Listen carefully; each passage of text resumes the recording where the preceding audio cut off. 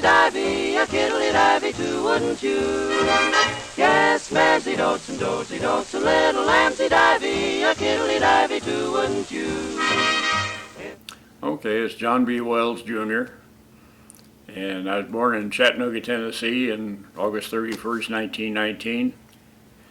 Enlisted in the Army Air Corps in Tyler, Texas, I think the 28th of December of 1940. Orders came for me to the 22nd Bomb Group and assigned to the 18th Reconnaissance Squadron. It was a Martin B-26. It actually was the hottest airplane in the arsenal at the time.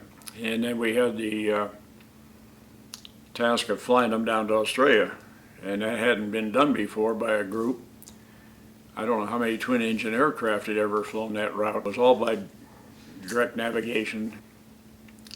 When we landed the plane at Reed River, unbeknownst to us, the left main gear tire had gone flat, blown out after takeoff.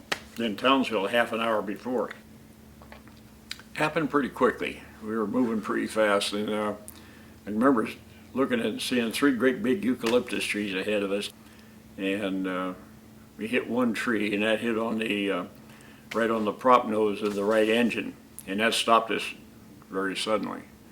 And probably a good thing, because 20 or 30 feet ahead of that, there was about an 8 or 10 foot drop into a barranca that ran down into Reed River.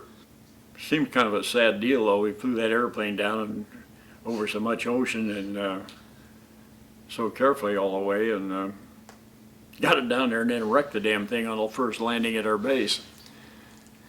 That's how it started out. What history has later showed us, and some of the Japanese information and so forth coming out now, verified, fundamentally a handful of us, as I called them one time, raggedy-ass Yanks, stopped the Japanese advance, and they didn't get below the north coast of New Guinea. We were credited for shooting down more enemy aircraft than any other bomb group in 1942. The 5 minutes that turned the tide of Midway, the Navy had broken the Jap code. Jim Murray, a squadron mate of mine, Jim dropped his torpedo at the Gagi, and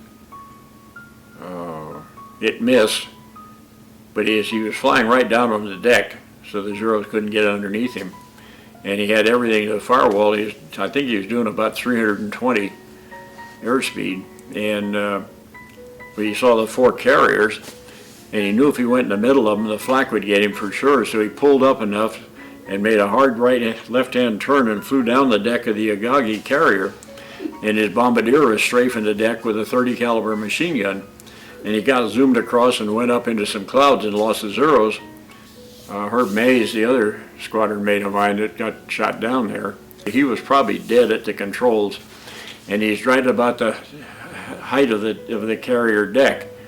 And he came across, the carrier was here, and he came across this way, but he came so close to hitting the bridge of the Agagi that his left wing tore out all the antenna that they had hanging down for their communications with the rest of the Jap fleet.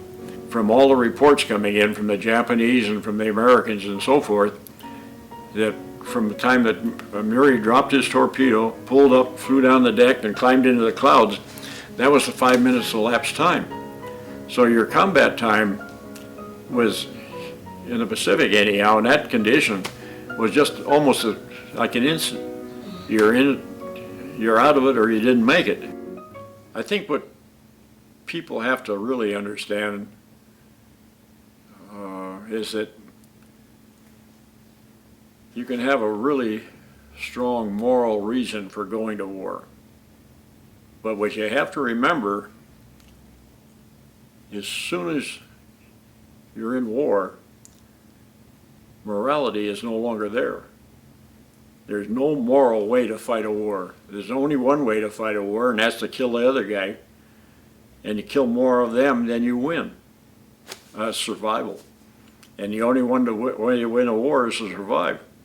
If we hadn't used the atomic bomb, I wouldn't be looking at any of you out there, because we'd have lost so many people, including me probably, in the invasion.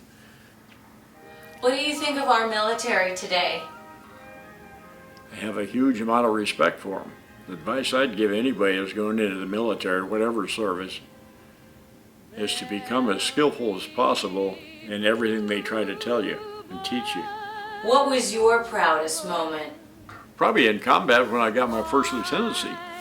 All of a sudden it appeared on orders that I was promoted from second lieutenant to first lieutenant, along with a couple of 3 other guys in the squadron, and that was pretty good. And see, there'll be love and laughter and peace ever after. Tomorrow, when the world is free, the shepherd will tend his sheep